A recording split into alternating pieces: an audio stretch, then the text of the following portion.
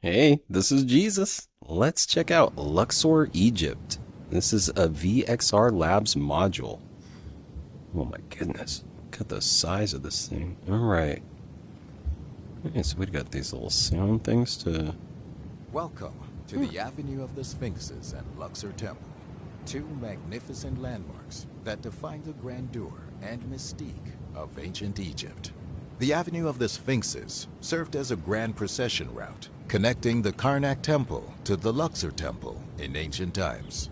The Sphinxes on either side of the avenue, their faces bearing the likeness of Pharaoh Amenhotep III, were believed to have magical powers that protected the city and its people. Pharaohs and their entourage made their way down the avenue amidst the cheers and adulation of the people towards the Grand Temple of Luxor.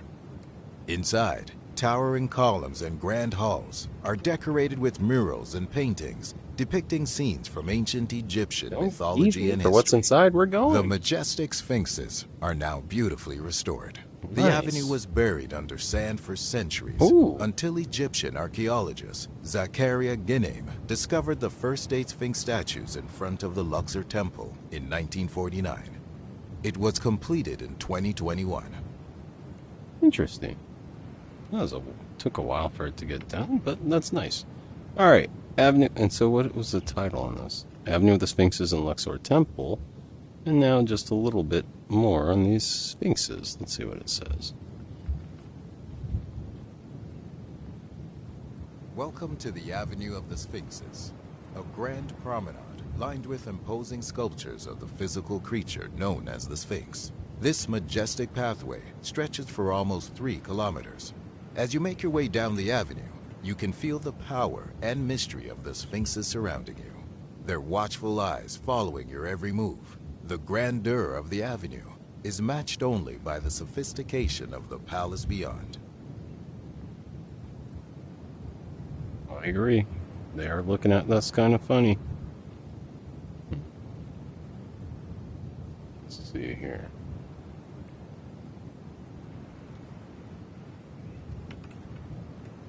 When you see these green boxes, that means you can grab an object and move it around. To do so, use the side grip button on your controller with your hand next to the object. Oh, we could play with the Sphinx? Oh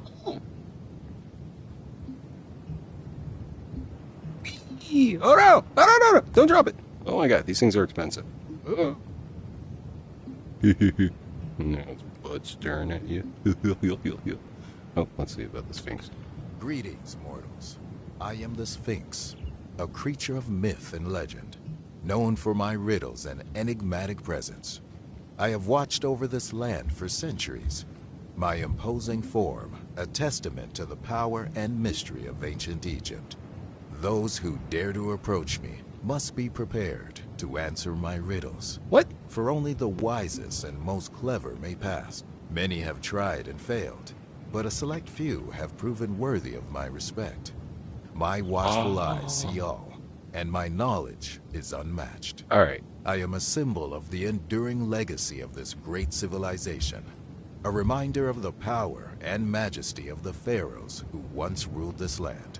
Alright, so is he like the first one of those things to make you answer riddles to pass? Because isn't that in one of those Hobbit stories? They're under a bridge and you must answer my riddles 3 or something of that nature? Is this the source of it all? Oh man, I hate using teleport, but let's get a little bit. These sphinxes are staring at me. Let's get this going. Ooh, more audio. Ooh, I love these colored in statues and such. And the paintings, very nice. Luxor Temple Plaza and entrance. Welcome to the Luxor Temple, one of the most magnificent and imposing structures of ancient Egypt. Built over 3,000 years ago, this temple was dedicated to the god Amun and was the site of many important ceremonies and rituals.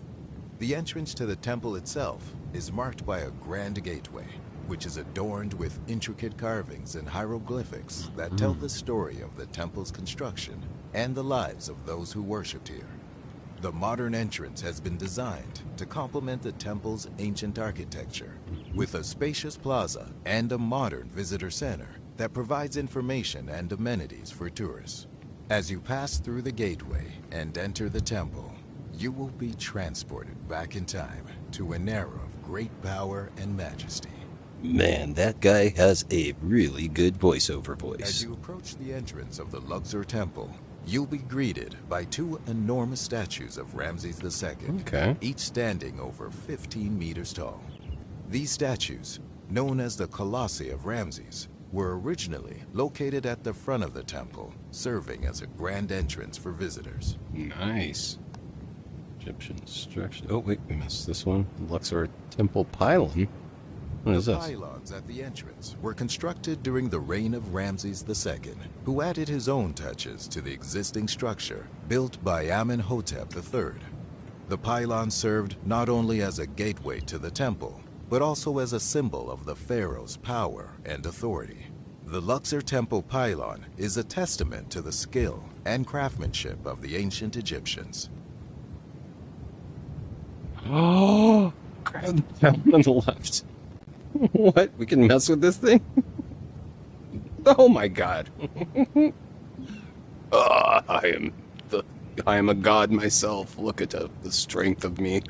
Uh-oh. Uh-oh, it's floating. Oh boy. Oh, what did I do? Well, sword fighting. Bink, bink, bink, bink, bink. Alright.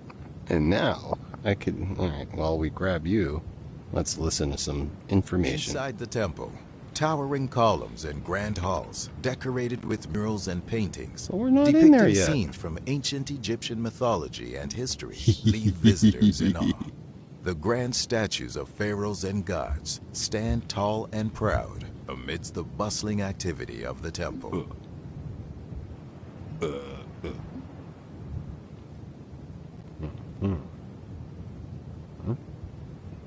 Oh, I could go get the Sphinx and bring this guy and have him have a little kitty and a little footstool.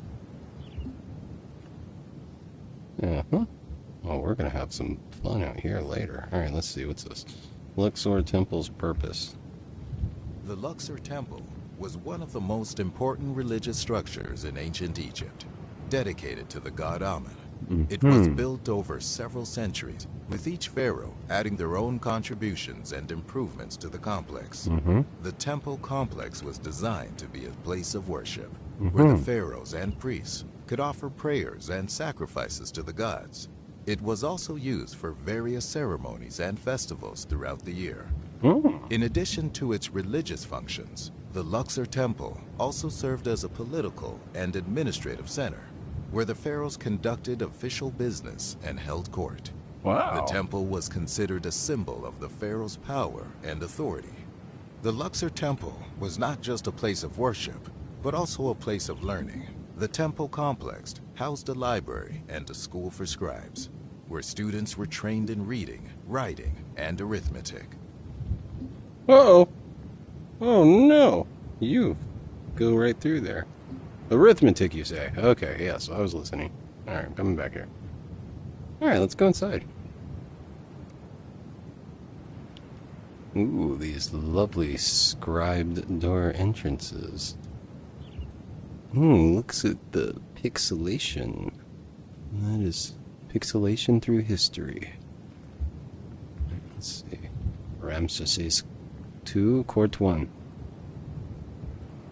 The court of Ramses II was a magnificent and opulent place, befitting the ruler of one of the most powerful empires of the ancient world.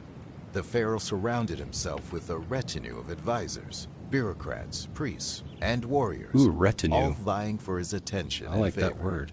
At the heart of the court was the pharaoh himself, who held absolute power over every aspect of Egyptian life.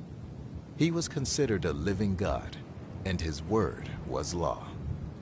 Ramses II was known for his charisma and his ability to command the loyalty of his subjects, even in the face of adversity. Yeah, I'm sure they were afraid of death. All right, let's see here. The court was also home to a thriving artistic and cultural scene. Ramses II was a patron of the arts, commissioning numerous works of sculpture, painting, and architecture during his long reign. The court of Ramses II was also a place of great political intrigue. The pharaoh was constantly dealing with threats from neighboring empires, as well as internal rebellions and uprisings. His advisors and generals played a crucial role in managing these challenges and maintaining the stability of the empire. Despite the many challenges he faced, Ramses II remained a powerful and influential leader until the end of his reign. I can listen to this guy talk about anything. The Luxor Temple is one of the most impressive and important structures in all of Egypt. It has a rich and complex history that spans more than 3,000 years. The temple was originally built during the reign of Amenhotep III, who ruled Egypt from 1390 to 1352 This guy was reading the text. BC. There's extra stuff on here. It was dedicated to the god Amen, one of the most important deities in the ancient Egyptian pantheon. Over the centuries, the temple was expanded and renovated by a number of different pharaohs. My God, there's including a Ramses bunch of II, information here. Tutankhamun, and Alexander the Great. The Luxor Temple is renowned for its impressive columns, which are some of the finest examples of ancient Egyptian architecture. I do like The them. most famous columns in the temple are located in the hypostyle hall, a grand hall with towering columns decorated with carvings of the lotus and papyrus plants. The columns are arranged in rows, creating a forest-like atmosphere that is both awe-inspiring and peaceful. The columns are massive, some reaching over 20 meters in height, and were created using only simple tools and techniques. One of the most impressive features of the hypostyle hall is the way the light plays off the columns, creating a mesmerizing effect that changes throughout the day. In the morning, the light streams in through the small windows near the ceiling, casting long shadows across the floor. As the day progresses, the light shifts and changes, illuminating different parts of the columns and creating a dynamic and ever-changing space. Hey, that is pretty neat. Alright, I like that. Alright. Welcome to the hypostyle hall, a grand hall with towering columns decorated with carvings of the lotus and papyrus plants. The hall was used for ceremonies and rituals, and would have been filled with the smoke of burning incense and the sound of What's that chanting painting on priests. the wall? Massive columns too. Beyond the hypostyle hall, you'll encounter columns of different shapes and sizes, each with its own unique character. Some columns are slender and elegant, Ooh, while look at others this. are massive and imposing. Some are decorated with intricate carvings and hieroglyphics, while others there another- are left plain Oh, yeah. and unadorned. Despite their differences, all of the columns in the Luxor doors. Temple share a common purpose: to create a space that is both grand and intimate, inspiring awe and reverence in all who enter. As you stand among these ancient structures, you'll be transported back in time to a world of pharaohs and gods, where art and architecture were used to express the deepest beliefs and values of a civilization. Wait a minute, didn't hear I say that. The Luxor Temple in Egypt is home to one of the most impressive statues of Ramses II. Carved from a single block of pink Yeah, those are granite. he's going over the ones in the front. Okay, so some of the information repeats. The colonnade hall of Amenhotep III is a large style hall located within the ancient temple complex of Luxor in Egypt. It was constructed during the reign of Amenhotep III, who ruled Egypt in 14th century BCE. Amenhotep, I'm pretty sure he's been saying it properly. Oh, ooh, these columns are even bigger and more artistic. Oh my goodness. Oh, colonnade hall. Okay, let's have him say the words. The colonnade hall of Amenhotep III Amenhotep. and Tutankhamun, Yes. located in the Luxor Temple in Egypt, is a breathtaking example of ancient Egyptian architecture. The hall consists of a series of towering columns, each adorned with intricate hieroglyphics and carvings. Originally built by Amenhotep III, one of the most powerful pharaohs of the New Kingdom, the hall was later renovated and expanded by Tutankhamun. It served as a place of worship. Visitors to the Colonnade Hall of Amenhotep III and Tutankhamun can marvel at the beauty and grandeur of this ancient structure and imagine what life must have been like in the time of the pharaohs. It is a testament to the enduring legacy of ancient Egypt and a testament to the power and sophistication of its civilization. I didn't let you finish on this one, The dude. Colonnade Hall of Amenhotep III and Tutankhamun, located in the Luxor Temple in Egypt, is a breathtaking example of ancient Egyptian architecture. The hall consists of a series of towering columns, each adorned with intricate hieroglyphics and carvings. Originally built by Amenhotep III, one of the most powerful pharaohs of the New Kingdom, the hall was later renovated and expanded by Tutankhamun. It served as a place of worship and celebration, and was also used for important political and ceremonial events.